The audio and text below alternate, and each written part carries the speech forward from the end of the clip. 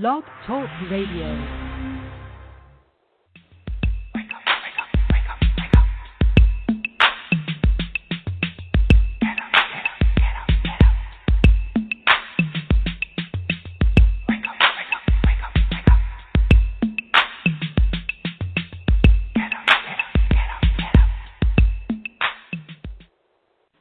Welcome to Awake to Oneness Radio.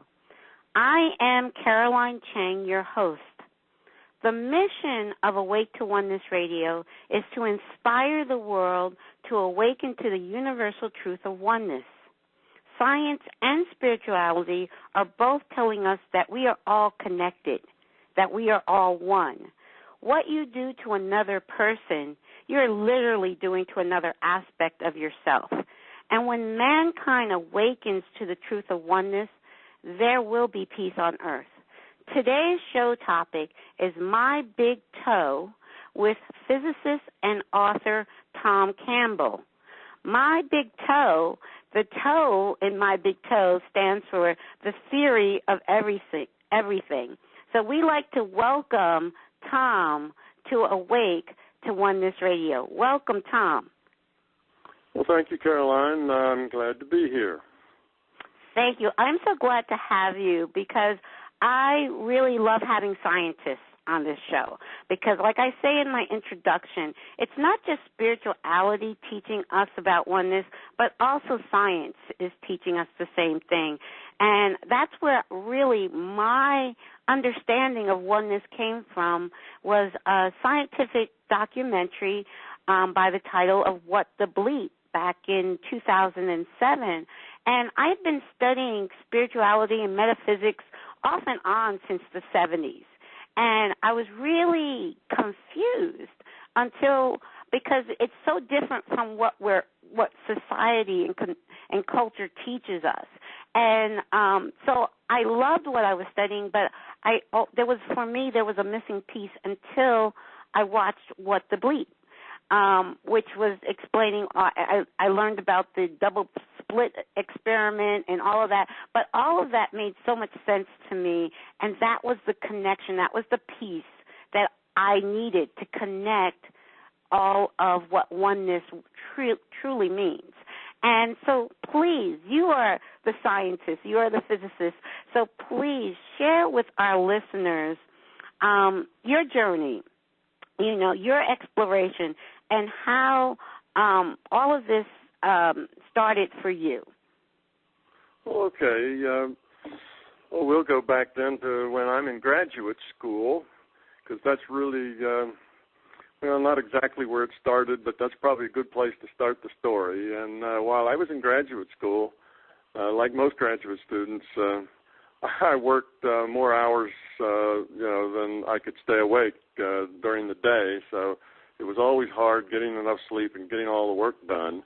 And I ran across an ad for Transcendental Meditation, a very introductory, inexpensive price for students of just $25. Imagine that. Now it's like $2,500. But anyway, $25 to learn how to meditate. And one of the things they claimed was that you would be more alert with less sleep. So that's why I was interested.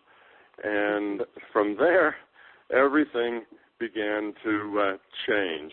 I adapted very quickly to meditation and the meditation technique.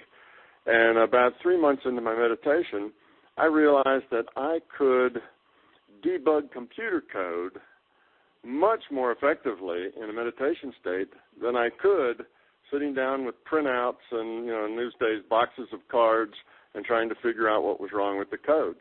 I could just bring my computer program up, which had thousands of lines in it, and basically watch them scroll by and say in my mind that the ones that had errors would be red and the other ones would be black, like the usual black type. And I could scroll through them, and up would pop a red one, and I'd look at it. I'd recognize it because I wrote the code, and I could find all my errors that way. And then I would go back to my office at the university and look up those particular cards, those particular lines of code, and sure enough, that's where the problem was. So that was the first wake-up call for me, that reality was a whole lot more than what I had always thought it was, and that it had dimension to it that I had never even dreamed of before. So I continued to work with my meditation, got out of graduate school, and took a job with actually Army Technical Intelligence. And my boss recommended that I read Journeys Out of the Body by Bob Monroe. So I did it. When your boss asks you to do it, you do it, particularly if you're a new employee and you're trying to impress your boss. So I read it and thought, wow, that's interesting, but, how do you know? Is this guy making it up to sell books or what? So it turned out that about 3 months later, my boss had located Bob Monroe. He didn't live that far away from where we were, and we all got in our cars and went out to see Bob and just see, who is this guy and what is he like? Is he a hustler or is he straight or what? And when I got there, Bob was just in the process of finishing the construction on a lab. He wanted to study consciousness because these out-of-body experiences he had just happened to him. He didn't want them to happen. Matter of fact, he tried real hard to get them to stop happening, but they happened to him anyway, so he decided to experiment with them, and he convinced himself that they were real experiences, and he wanted to study it to make it science. So he was building a lab, and he really didn't know what he was going to do with this lab once he built it, but his intuition said that will come. And there I was, and a bunch of us, where I worked was mostly scientists. So we were there, and he was looking for some scientists, and I joined up immediately. So myself and another gentleman, Dennis Menrick, we became Bob's scientists in his lab for studying consciousness. And for the next 5 years, we spent probably half time working with Bob Monroe. About 20 hours a week we spent out of that lab working, studying consciousness. And the rest of the time, of course, we spent with our families and working our day jobs, which were also fairly demanding. So that was a very interesting time for me. And our deal with Bob was that we'd be his scientists if he'd teach us how to experience this out-of-body experience, that he did, if he could teach us that. So he did teach us, and it wasn't very long before Dennis and I were able to control our intents and visit and move around in the larger reality frame, not just this physical reality, but the larger frame. And I'm a physicist, so I wanted to understand, how does this work?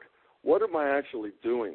What is this out-of-body experience? What does it have to do with this reality frame? Where does it come from? What is consciousness? All those questions, because that's what physicists do. They try to answer questions and understand how the world works. So I continued working on these issues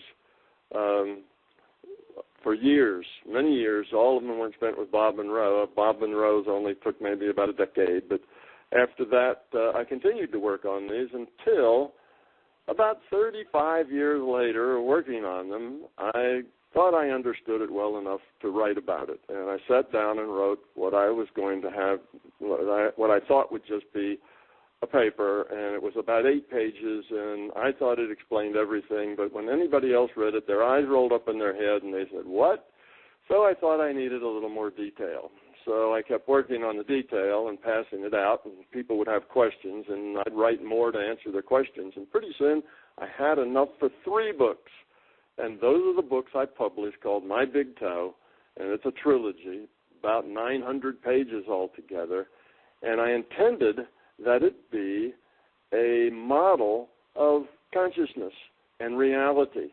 It explained consciousness. It explained your thesis about why we are all one. It said that is a condition, that all consciousness is netted together, and we're all part of this larger consciousness system. So we're all chips off that same block. We are all one, and indeed that's a scientific fact in my mind, not just a interesting theory. So I wrote the books, and about a year into writing the books, I realized that the same principles, the same ideas that explain consciousness also explained quantum mechanics, also explained relativity, and also explained every major paradox that physicists were wrestling with, things that they just didn't seem to be able to understand very well, why it worked that way. You mentioned the Down the Rabbit Hole, and if you remember, in Down the Rabbit Hole, they had a whole lot of questions, like, well, what does this mean? And, why would this be this way? And the double slit experiment they demonstrated. But they didn't have a whole lot of answers as to why it had to be that way. What's the fundamental connection between the double slit experiment and consciousness? But I did. So I realized that I also had a theory of physics that was, I guess what I would call a more advanced physics than the physics that we have now, because it answers more questions. And that then led me into where I am now. So at this point, I don't know, what should I say? I have a YouTube site with probably 300 or 400 videos on it from my lectures and workshops and things like that, and interviews. And I'm about to give another talk in L.A. in the end of this month, in L.A., California.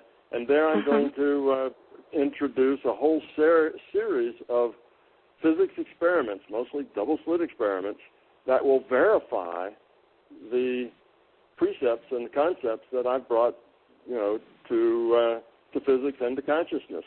So that's real exciting for me, because now we'll have a set of experiments that will show that these ideas are right, or, of course, it's an experiment. It might show that they're wrong, but I don't think so, because it does answer all the questions very nicely. So that's kind of a real short version of kind of who I am. I'm a physicist, first and foremost, but I've spent, probably 35, 40 years now, studying consciousness as my second career, along with my first career of doing physics. And I've not only understood consciousness and can tell you things like, why we are here, and that we are all consciousness, we are all units of consciousness, we are all netted together, and we are all one. Besides that, we have a mission here, and that's to grow up, to become love, to reduce the entropy of our consciousness. And there's a whole lot of other things that has. If we look at things like the placebo effect, how do people heal themselves with their minds? How do people remote view or go out of body? Well, all these things are now science.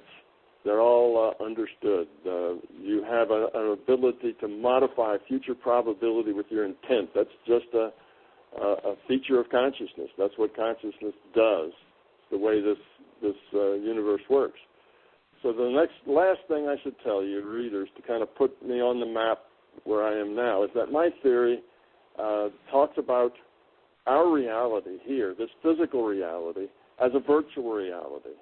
Well, the Buddha said something very similar. He said, this physical world is just an illusion. And I'm saying that it's a virtual reality, which is based on information. So those two things are really pretty similar.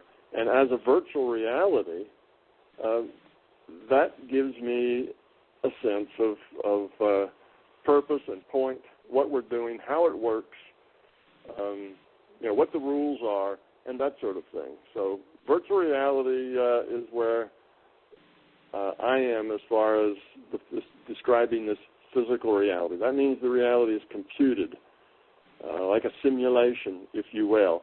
And we are not our bodies. We are consciousness. We're individuated units of consciousness, and these bodies are like our avatars, like an avatar character in a virtual reality game you might play on your computer. It's a very similar sort of thing. So that's a quick brush over the top of who I am, how I got here, and kind of what my position is. Wow, that is so amazing. Like I said, I am in 100% alignment in what you said, and for me, once I awoke into the truth that everything is consciousness, everything is God, everything is love, whatever name you want to give it, it doesn't matter, but it is all one. And when I really woke up to the truth of that, for me, it was more not just on an intellectual level, but a heartfelt level. So when I knew, I'm like, okay, this is truth and universal truth. Like you said, it's a fact. And it's science has proven this truth, and it's not even that new. I mean, if you go back 80 years ago with Einstein and his colleagues, I mean, so this science is not even all that new. That yes, it's true. We are all connected. We are all one. That is a fact. And sometimes it's the programming that society has programmed the society for so long that we are separate and that we have to, fight against one another. That's kind of program ingrained in this society that they can't, it's hard, I think it's kind of hard for some people to open their eyes and just see the simple fact that we are all one, we're all connected. What you do to another person, you're literally doing to yourself. And there's a couple of things I was taking notes as you were speaking. Transcendental meditation, I actually was introduced to transcendental meditations in the mid-'70s. I was probably about 15 years old at the time, and I had an aunt that started studying transcendental meditation, and I would go with her sometimes to her classes, and at that time I was like, what is this? I'm 15 years old. I'm like, what are these people doing? But I was introduced to transcendental meditation at a very young age, and also around that same time, I was introduced to a book called Think and Grow Rich by the name of the author escapes me right now, but that book was the first book that gave me a hint into that our thoughts create our reality, and that again was very foreign. Yeah, that was very foreign to me. Like, my thoughts are creating my reality. So those two things in my teens, I was introduced to transcendental meditation and the concept that our thoughts create our reality. At that time, I think it was introduced to the power of positive thinking. And like I said, so I had been studying this stuff, metaphysics, and spirituality, off and on, since the 70s. But what really solidified it, the thing that really had me to understand it clearly, was the science aspect of it. And it blew me away when I'm like, wow, science has proven all this stuff that I've been studying off and on for 30 years. And I'm like, that really, I was amazed. I was like, wow. Now, and then I was like, how come the whole world does not get this? I'm like, this to me is like, it's a no-brainer for me. But it also, I can't remember the name of the scientist, but I recently heard a scientist say that when a person says they don't believe in oneness, then their cell phone should disappear, and their computer should disappear, and their smart TV should disappear, because all of modern technology is based on quantum mechanics or quantum theory or quantum. I'm trying to think of a better word of mechanics, because I don't like using the word mechanics because it makes you think of Newtonian physics, which is a totally different animal. But all of modern day, your cell phone, your computer, your smart televisions, all of modern day technology is based on quantum physics, and which is based on the fact that we are all one. So when people say they don't believe that we're all one, I'm like, they shouldn't be allowed to own a cell phone. But yeah, so it's a virtual reality, true. I love that Einstein said that time is merely an illusion, albeit a very persistent one. But for me, the term virtual reality and illusion and for me, they are kind of means the same thing. The world is not solid. Reality form is not solid. Science has proven that many years ago. I'll never forget in 7th grade, my 7th grade science teacher, when we were studying molecules and atoms, and he said, nothing is truly solid. And I'm like, what?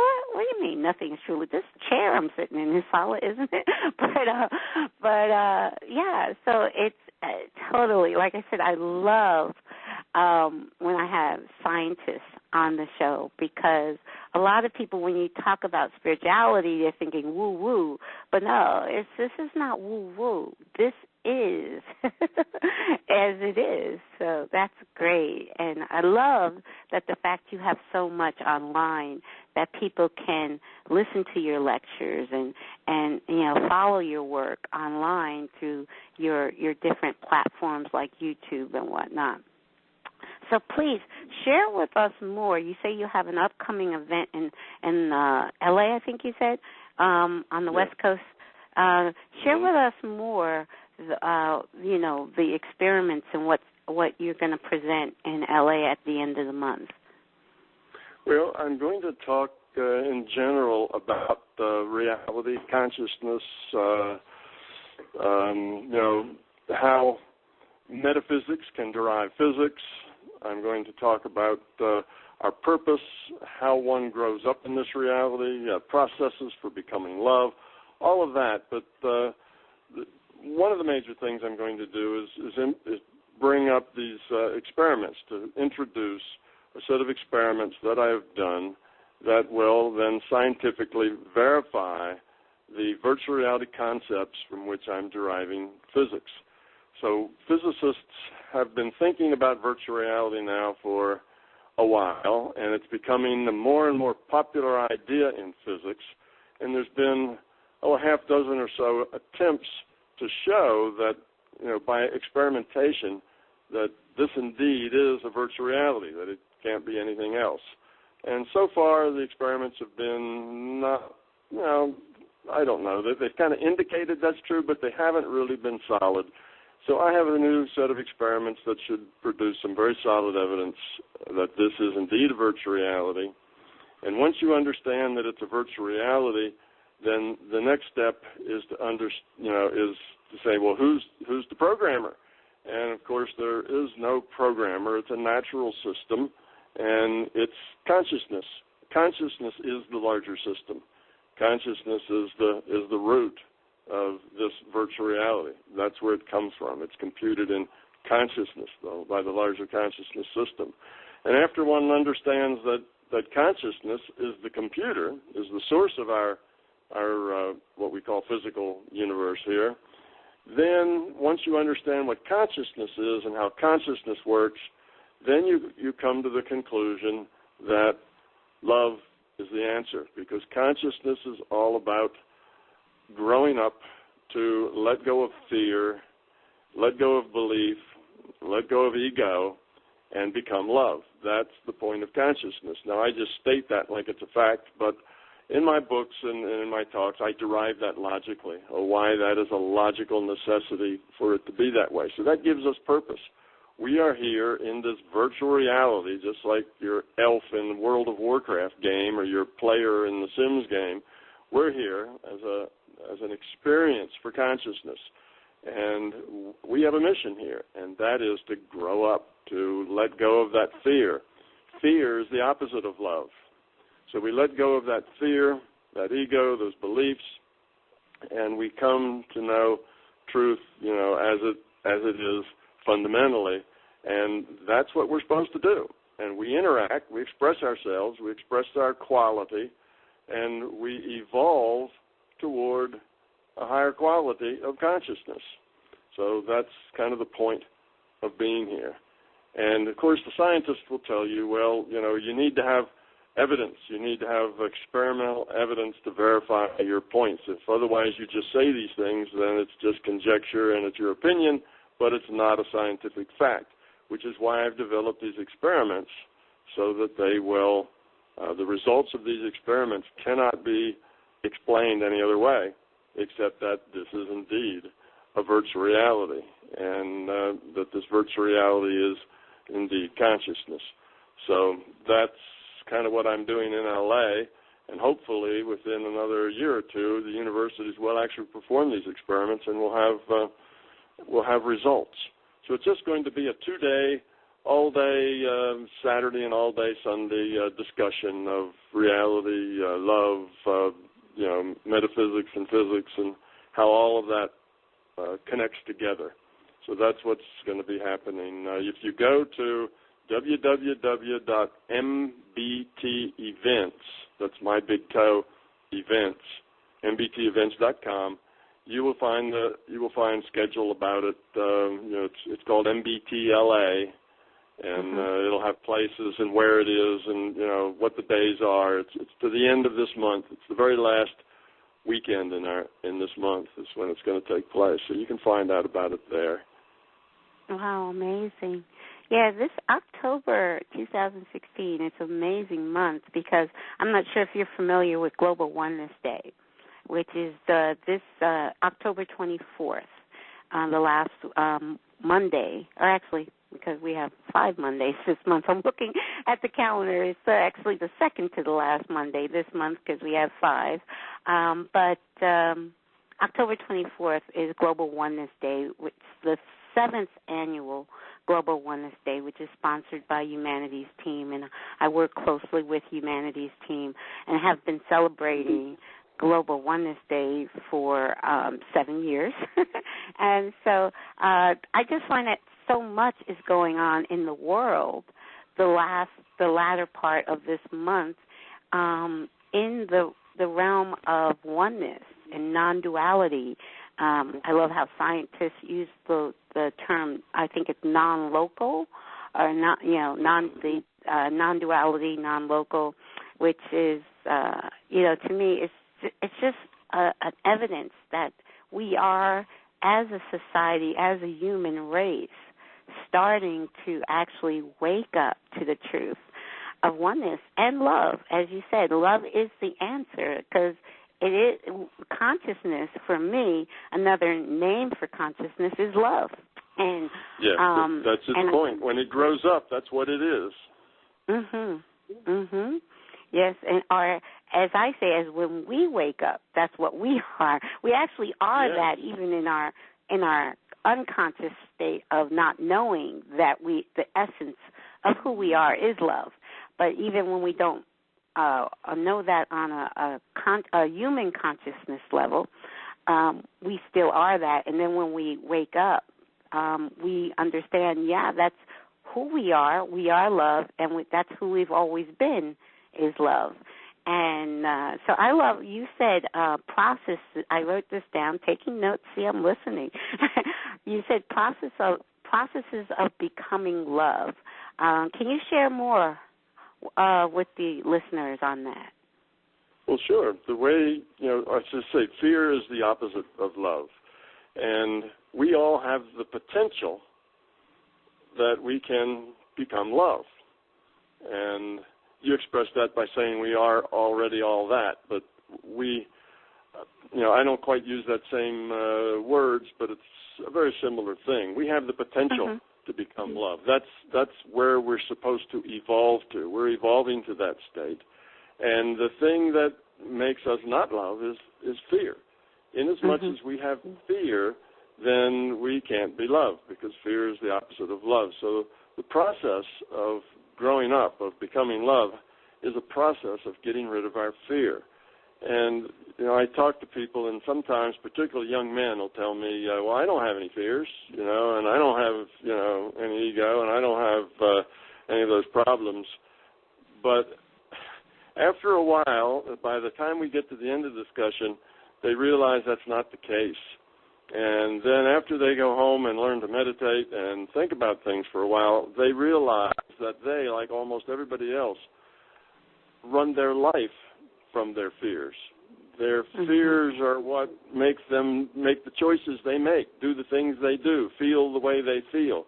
that everything they're doing almost is motivated by their fears. And these are fears like a fear of not being adequate, a fear of not being accepted, a fear of not being appreciated, a fear of not doing well or being what you should be. All those things that make us feel insecure, the things that make us feel inadequate, those are all fears. And often we have strategies for covering up those fears. And one strategy to cover up fear is to deny them and claim that you don't have any. That's one strategy. And a lot of people will do that. And others is that you justify them. Well, fear is a good thing. You need to have some fears. That's what keeps us safe, is our fears. And that's not true. Fear is always a negative thing. It never keeps you safe. Being aware of things and making good decisions, it's what keeps you safe. Anyway, so I'll be talking to people about how do you find these fears, because the fears are hard to locate inside ourselves. We've lived with them most of our life, and to us they're just normal. It's the way things are, and we don't really see it as a fear. So I tell people, well, ego, and I define ego as awareness in the service of fear.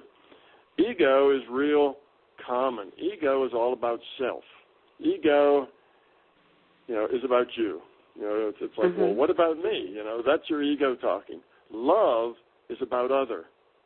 Love is about other, not about self. So in your life, in your daily living, you make hundreds of decisions every day. And if you ever feel any of the negative aspects of, let's say, anxiety, anger, upset, anxious, stress,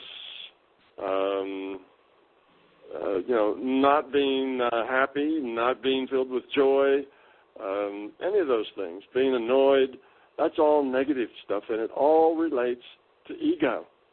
That's our ego. It makes us unhappy. So when you find one of those things, you say, oh, this such and such, I got angry about that, or I felt bad about that, or I didn't like that. If you trace that back, you will find a fear at the root of it. And that fear, if you then recognize that fear, accept that fear, and I don't mean accept it like it's necessarily okay and I like it, but accept it in as much as it's yours. Own it. Then you can do something about it. After you own it is when you can do something about it. And it takes courage, and it's not easy, but once you get rid of that fear, it's like a load has just, taken off your shoulders. You feel so much better, and your life is better. You're not as anxious, angry, or any of those other negative things. Your life gets more positive. So the more of this fear you can unload, the happier you feel, the better life is, the more your relationships work, the more your connections at work, your profession is better. Everything starts to work better.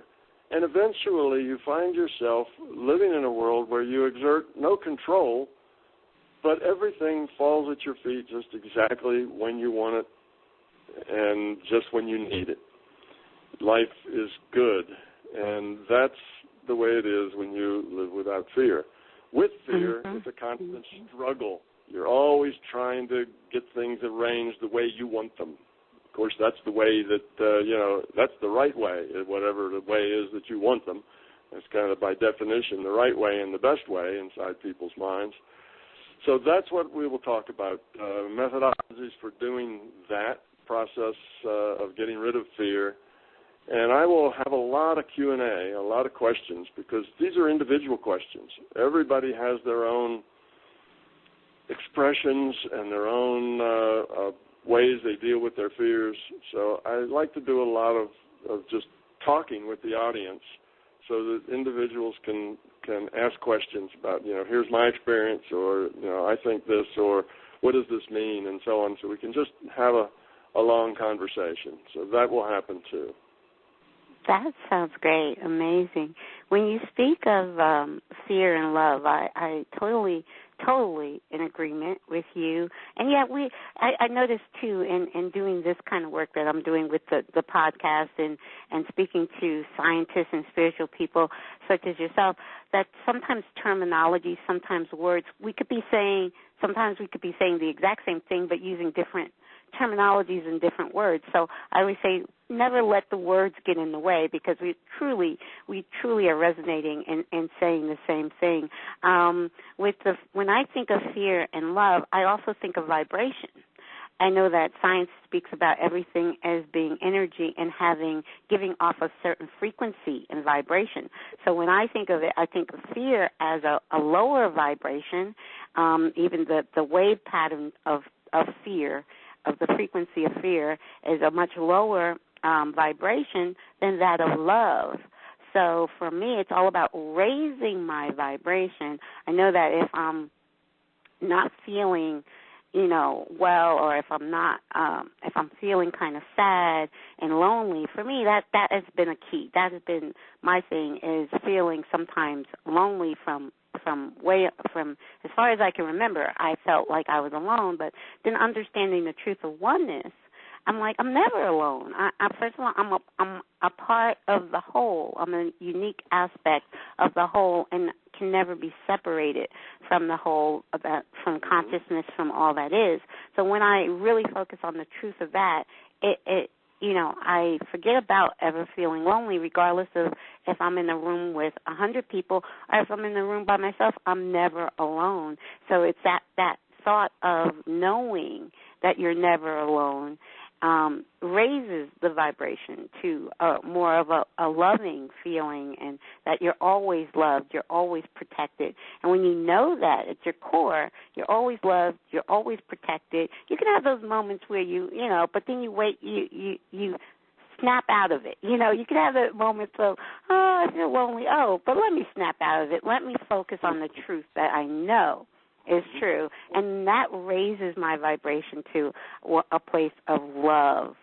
So, and like you said, when you're at that higher, when you're vibrating at that high frequency of love and being thankful for everything in this now moment, everything just works out. You don't have to plan it to work out. It just kind of naturally, because when you're vibrating at a high frequency, in that frequency of love and thankfulness, you are walking with spirit. And when you're walking with spirit, you may not know the next great thing that's going to happen, but spirit does. And as long as you know you're walking with spirit, you know all is good. You know there's nothing to fear. So, yes, I agree with you 100%. And also, when you were speaking, it brought me in mind of Dr. Bruce Lipton, which I know he was a former guest on the show, The Biology of Belief, and I know that you are very familiar with Dr. Bruce, and he's also... We did a talk together a few years back. That's one of the things that's up on YouTube. Bruce and I had I went to his home, and we sat down and had a couple of hours worth of just talk about the nature of reality in the world, and it's out on YouTube. He's a wonderful guy. I like Bruce amazing. a whole lot. So true, so true. Also, like I had mentioned about Global Oneness Day, which Global Oneness Day actually is a 12-hour free event that anyone can go, Google Global Oneness Day, register for the 12-hour event. But during that day, there is a Science of Oneness panel, and on the panel is Dr. Bruce Lipton, Greg Braden, Lynn McTaggart, Dean Radin is on. Actually, all of them have been former guests of Awake to Oneness Radio, except for Greg Braden. Yes, actually, it was Lynn McTaggart's statement in What the Bleep that woke me up to the truth of oneness, which was, the biggest problem in the world today is the illusion of separateness, and that just that was my awakening moment, So it's wonderful that the world is truly slowly but surely, one by one, awakening to the truth of oneness and the truth of love, as you were saying. And you also said own it. I love when you said own it. I was like, oh, man after my own heart, because I say that all the time. When we wake up to the truth of the true nature of reality, which is we're creating it from our thoughts and our beliefs, our core beliefs and our thoughts and our fears and all of that. We are creating what we experience. And when we understand that, we can own it. That's so much freedom, knowing that I'm creating this, so I have the power to change it. Yeah, so that to me, there's so much freedom in owning your own experience. Yes, well, you learn that all of the pain and suffering that we have in this world and that people go through their life, they're generally struggling and struggling and struggling, and life is just this unending struggle. All of that is pretty much self-created. The struggle is there because the fear is there. And once that fear goes, then the struggle disappears. Instead of life being a struggle, and it doesn't matter, like you said, you have the issue with aloneness. It doesn't matter that you're alone then. You see, it doesn't mean that once you get rid of your fear, you will always be surrounded by, people. It just means that you accept, you own that sense of being with self, and that's okay, because everything's okay. There's nothing that isn't okay, and you look at life very positively. You don't have the requirements, the needs to be met, because the way life works is that things happen and you get to deal with it. And if you deal with it positively and with love, then your life is good. If you deal with it negatively and with fear, then you're full of struggle and pain, and life is always a chore. So all of that pain and misery that people feel, almost all of it is self-created. It's our fear that does that. That's so true, so true. I always, my definition for pain is resisting what is. It's in this now moment. That was another big piece for me, is understanding that the now is truly all there is. And in this now moment, what is happening is perfect, because how I know it's perfect, because it's happening.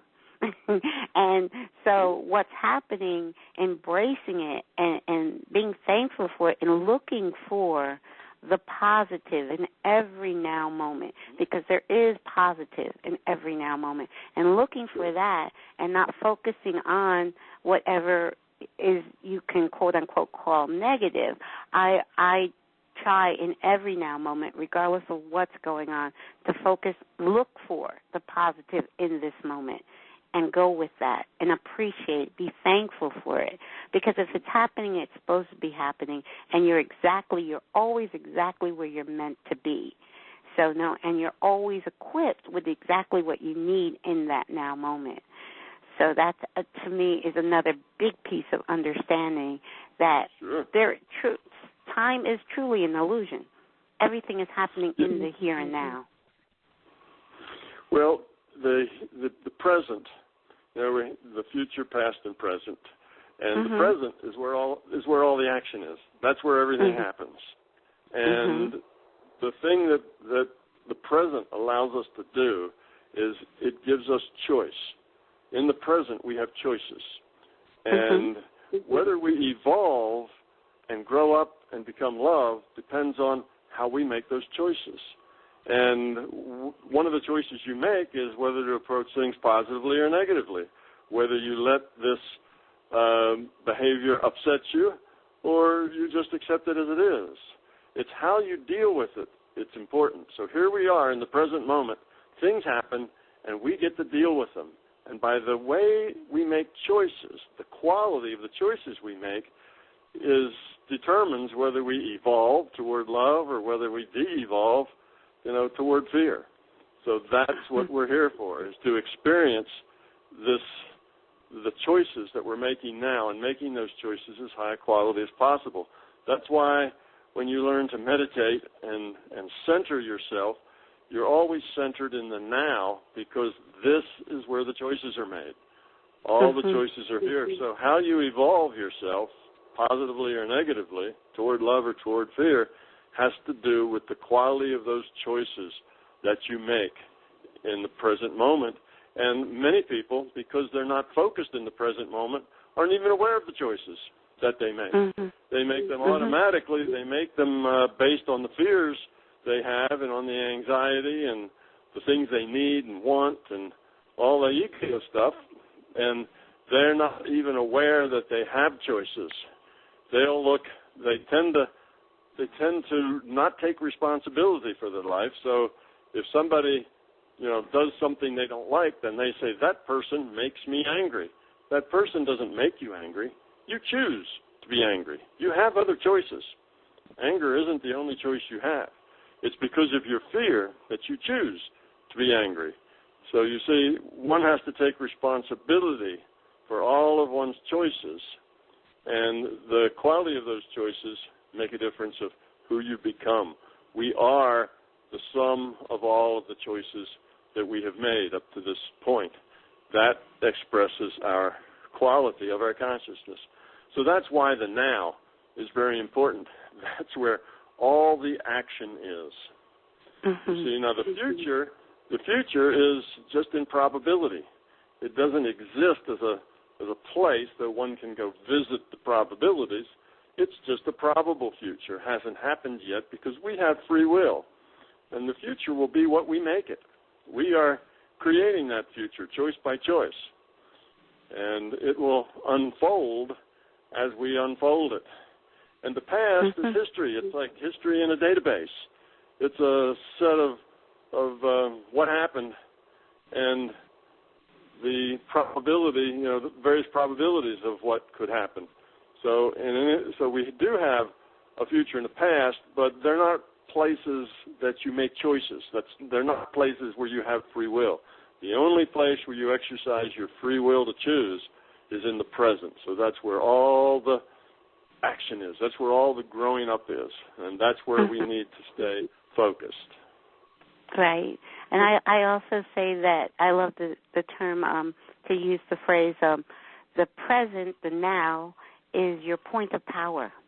That's where your power is in this now moment. And like you say, it's how we react, how we respond to the now moment. And we have a choice of responding negatively with anger or upset, or we have a choice of looking at it and looking for the positive in that now moment and accepting it and loving it and appreciate. For me, I'm thankful for every now moment. And for me, I know that being thankful and love and being thankful are two of the highest vibration.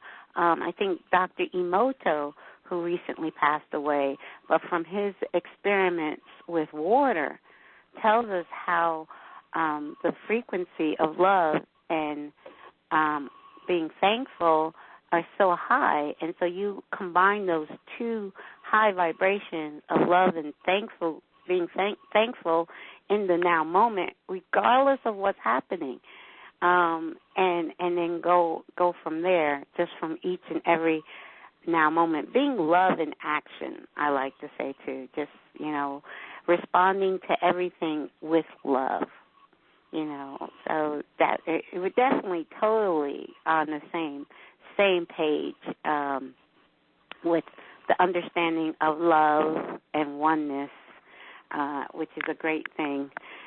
So I'm so thankful that I found you on YouTube and you agreed to come and speak with our listeners right away. I sent you an email and I got a response right away that you would say yes. That is amazing. Yes, I love it. That was good. Evidently that was meant to be, because I get thousands of emails every week. I get hundreds and hundreds every day. And sometimes, in order to get work done, I just don't look at my emails. But I was looking at it. As soon as yours popped in, there it was. And when something comes up like that, that's the point of our work. That's why you do this radio program. It's why I write books and go give presentations. Information and knowledge is great, but shared information and knowledge is even better. So exactly. we want to share. We want to help other people kind of make better choices as well, because we have learned that that's where love is. That's where life is. Enjoyment and happiness and all those things follow if you can get rid of that fear. So that's information. That's news that makes a difference in people's lives. So it's something that we take the time and effort to share. So when I get your request, then I usually honor all those requests because it's an opportunity to share. Oh, thank you. Thank you so much. And I say that too. I always say, when I introduce my show, the purpose is to inspire. I don't call myself a teacher. I believe we're all teachers and students, and we can all learn from each other, from each other's experience, because we all have unique experience. And so as we share our awakening, as we share our experiences with one another, and now with the Internet, we're able to do that on a global scale. We're living in a fantastic time where we can share with the world through YouTube, through a podcast, through the Internet, the entire world. I don't get hundreds of emails, but I do understand what you're talking about. Sometimes I do take a day, I will not log on to the computer. So it is. That was divine timing, because everything happens in divine timing. So when I sent that email, and you saw it right away, so that's divine timing. It was meant to be. So that is beautiful. I am so thankful. I always say I am so grateful and so thankful for all my guests, because just being able to share, and I love, again, to share the truth. And I love how you say it's a fact. Oneness is a scientific fact. And I love that coming from a scientist, because I'm not a scientist. So if I say that to somebody, they're like, you're not a scientist. But yeah, but look at all the scientists that are telling us and are teaching us that oneness is a fact. It's a fact. It's a universal truth. And so I love being able to share this truth of oneness with scientists and spirituality, people that are more focused in the spiritual realm, but where science and spirit are saying the exact same thing now, and that is amazing. So it just warms my heart, because that is what I feel my mission is. I'm just following in spirit, and I believe spirit is leading me to do this kind of work, and it's not even work. It's a passion. It has become a passion, and I am just really, really thankful. So please share with our listeners your website again and your event page where they can find you when they're maybe in the area and come and check out one of your lectures. Okay, well, to find out where I'm going to be talking and what I'm going to be doing next, that's the www.mbtevents.com, and that site is run by some lovely people who kind of organize all of my events for me. My website is www.mybigtoe.com. And if you go there, you'll have a link over to my YouTube site. And on the YouTube site, you can get to YouTube site directly without going to my website first. And then you would just go to youtube.com and then put in /TWCJR44. And if you put that in, then you'll automatically get to my site. But it's easy to get through my web. And at that site on YouTube, I have hundreds and hundreds of videos, so many videos that they're probably overwhelming. But you can look at the titles, tell you something about it, and depends on what you're interested in, whether you're interested in physics, I talk about that, or interested in metaphysics, or interested in becoming love, or whatever it is you have an interest, you'll probably find a video there that talks about that subject. So I have lots of things. Again, my point is to share. And if I can be helpful to another person to understand and grow a little bit, then I'm doing what I'm supposed to be doing. So it's easy to find my things. You can just go to, if you don't remember any of that, all you have to do is go to Google and put in Thomas Campbell or put in My Big Toe, and I will come right up at the top of the list. Yes. So, yes. That is so true. So what you just said is exactly how I feel. We're so much in alignment, you and I. For me, it's all about sharing and, making this stuff available for anybody and everybody who is truly searching for things of this nature. So, and making it easy for them to find and connect. So we're so much in alignment on that. It's been amazing, and I can't believe sometimes the hour flies by so quickly that I can't believe that we've already gone through an hour. But I'd love to have you. I know that you said that you give lectures, and sometimes this today was just an introduction, introducing my listeners to you and your work. But we can always, whenever your calendar is open, we can schedule something where we can have you back on, where you can go in more detail scientifically, because I'm sure there's some scientific people out there who want to hear more about your work in more detail, and we can do that. I said for our first hour we wouldn't be able to get into too much detail, but just kind of give an overview of your work, which we've done, which is great. But we can do that. When you have time, we can have you back on. Especially this year, I want to bring on, especially towards the end of this year, I want to bring on more scientists. I had a lot of scientists last year. I had Bruce Lipton, I had Dean Radin, I had the Heart Math, the guy, the co-founder from Heart Math. So I had a lot of, and Lynn McTaggart. So I had a lot of scientific guests last year. This year, not as many. So I want to keep that science portion of the show as developed. I guess the word I'm looking for, as the spiritual part, because for me, you're saying science and spirituality is truly saying the same thing. But we know that there are people out there that are more, okay, well, I've got to see it to believe it, when science has told us that we really, with our physical eyes, can only see a tiny percentage of what's out there. We can't really with our physical eyes, but you have those people that, if I don't see it, I don't believe it. And I'm like, well, there's a lot that you're not gonna believe that is truly out there, because we can't see it all with our physical eyes.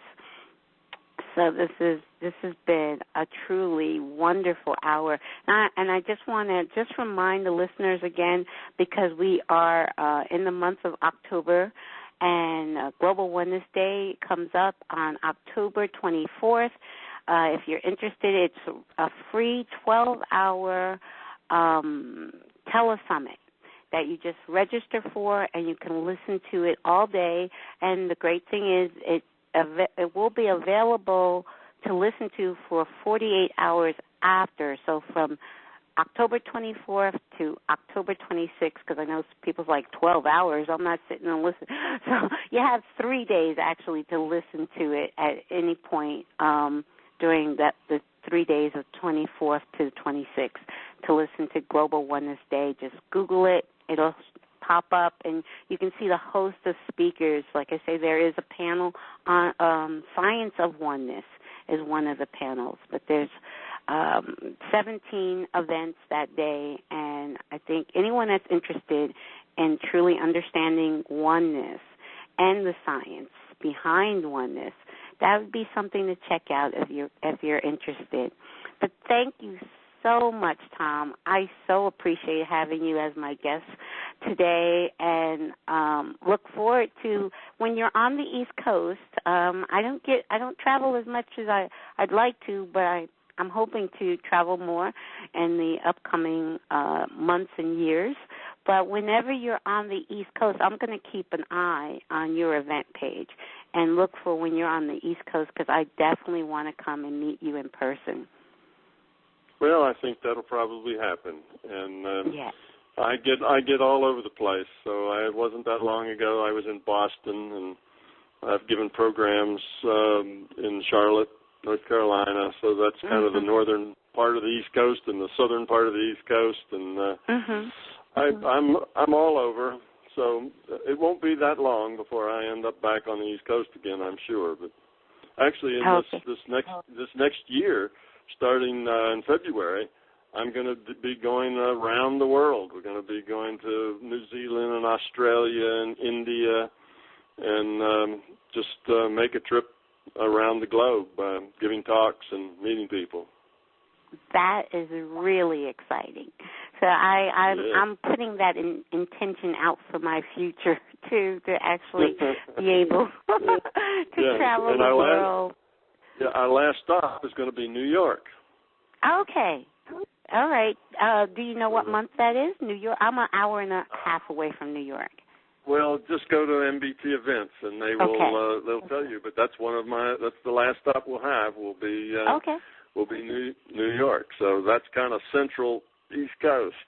Yes. I'm very close to New York, so that is where I will look up that date and mark that on my calendar. Wonderful. Great. Okay. Great. Amazing. Well, thank you, Tom. Thank you so much. I so appreciate you. And you enjoy the rest of your day. And love to everyone listening. Have an awesome day and enjoy. Thank you, Tom. Good. Have welcome. A great day. Thank you. Okay. Bye-bye. Thank you. Bye-bye.